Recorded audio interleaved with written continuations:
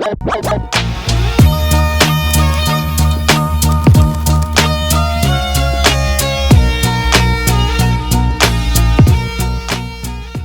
everyone. My name is Andrew. I am one of the third-year residents, also in the middle of nowhere. We'll be presenting to you guys a case of atypical HSV meningoencephalitis with the use of Bayesian reasoning in the case of a normal CSF. These are the other authors, and we have nothing to disclose. So for HSV meningoencephalitis, if it's left untreated, it has a really high mortality rate of around 70%.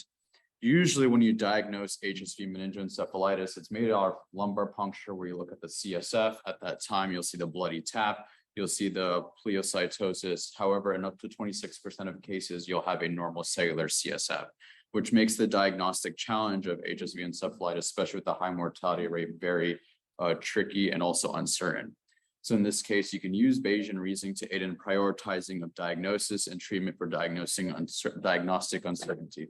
So what is Bayesian reasoning? Bayesian reasoning, for those who may not know, is the use of pretest probability based on present data to guide diagnosis and treatment plans, and use these pretest probabilities based off of the findings associated with the diagnosis. So this involves a lot of literature review, looking at sensitivities, specificities, and also incidence as well. So we report a case where we did use this in the case of normocellular CSF. So our patient, she's a 50-year-old female. She has a significant past medical history where she was treated for COVID pneumonia at an outside facility 3 weeks prior. At that time, she was on a prolonged course of high-dose corticosteroids, more than the typical 10-day duration, again, based on outside hospital treatment plan with remdesivir and baricitinib. She required invasive mechanical ventilation. She was eventually extubated. She presented to the clinic with the initial report was encephalopathy, non-purposeful movements, tachycardia, and leukocytosis. When we asked her husband for any further information, he denied any fevers, chills, nausea, or vomiting. Again, just this non-purposeful movements and this change in mental status. Her baseline, she was alert and oriented ×3 prior to coming in. Past medical history for her otherwise was newly diagnosed type 2 diabetes that was found on the COVID admission, as well as her being obese. She was on no medications because she had not followed up with a PCP after the COVID hospitalization. She had no recent travel, no tobacco or alcohol use. Physical exam, she had slightly elevated temperature at 99.8, heart rate of 133. Other than that, the rest of her vitals were within normal limits. Other than that, for her, she was general. She was slow to respond to questions, but she was awake. Her HENT exam was positive for oral thrush, which was not there previously. Again, she was healthy before the COVID admission. Chest exam, she was coarse breath sounds. Everything else was fine except for her neurologic exam, which she was obtunded with right-sided weakness. They did diagnostic results for her, and these results were significant. She had an elevated white blood cell count of 14.49. She had a platelet count of 443. Liver enzymes were normal. CT head at that time was negative for any sort of bleeding effect. So they did a T2 MRI, which showed right temporal enhancement. As you can see on the right side on the T2 imaging, you'll see on the right, I don't even know if this has a pointer or not, we'll assume not. But you can see a little white enhancement on the right side. Lumbar puncture, which was done, which showed only 1 white blood cell count, normal protein and glucose, with the CSF bacterial antigen panel being negative. It's worth noticing and mentioning that the PCR studies take a couple days to come back. So given everything that we found, our differential diagnoses were either between HSV meningoencephalitis, given the immunocompromised state, could also be a varicella meningoencephalitis, streptococcal meningitis, or meningococcal meningitis as well. Given this high mortality rate and everything that showed, especially with the brain MRI showing the right temporal lobe enhancement, we empirically started on acyclovir 10 milligrams per kg every 8 hours while we're waiting for the studies, even though, again, the CSF was normal.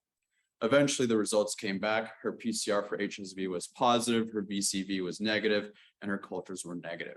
So the final diagnosis was HSV meningoencephalitis, likely secondary to prolonged corticosteroid use. Again, this was more than the 10-day course, and baricitinib. Eventually, the patient improved and was discharged. Since the making of this presentation, unfortunately, patient was shown up to our hospital due to other complications. She was found to be altered. She never really regained her full mental status since then. She developed a lobar hemorrhage due to being on Eliquis in the setting of AFib, and unfortunately, she passed away about 2 months ago. So let's talk about HSV, typical clinical characteristics and signs and symptoms. Usually these patients, when you look at retrospective studies that look at the incidence of these symptoms and signs, about 70% to 80% will have fevers, altered mental status, and focal neurological deficits. If you match it up to our case, she had the elevated temperature, not really a fever, but again, we can talk about her being immunocompromised. In regards to her altered mental status, there's a report of her being encephalopathic. Focal neurologic deficits with the right-sided weakness, as well as the seizures and headaches. She had non-purposeful movements. We did not have an EEG at that time to confirm the diagnosis of seizures, and this is also only seen initially in the ED. We saw her afterwards. Lumbar puncture, typically, especially for those taking the boards, you're going to have lymphocytic pleocytosis, elevated protein, and red blood cells. Our patient in this case had none of that. She had normocellular CSF with no blood cells. Brain MRI, it's positive in about 80 to 90% of cases. This is again based off a retrospective study showing that there is temporal lobe edema or hemorrhage shown in 94% of these cases. HSV PCR, which is the gold standard, the sensitivity is 98% with a specificity up to 99%. However, if you get this test done within the first days of a disease course, they can be falsely negative. But again, also as we talked about, it does take a couple of days to come back as well.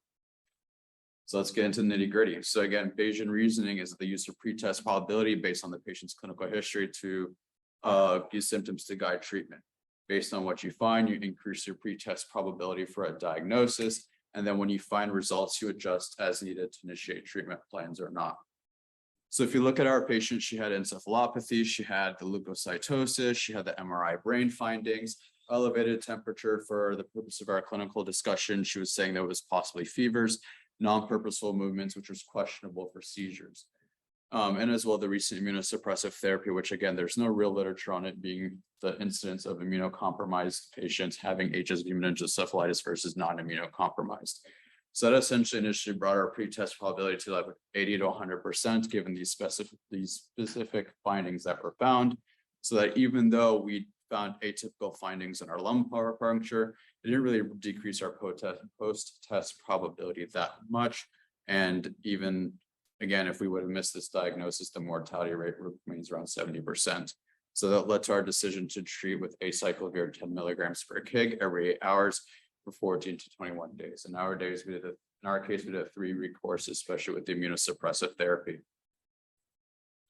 So in conclusion, there's a high mortality rate in untreated HSV meningoencephalitis, which really does emphasize the need for an early initiation of treatment.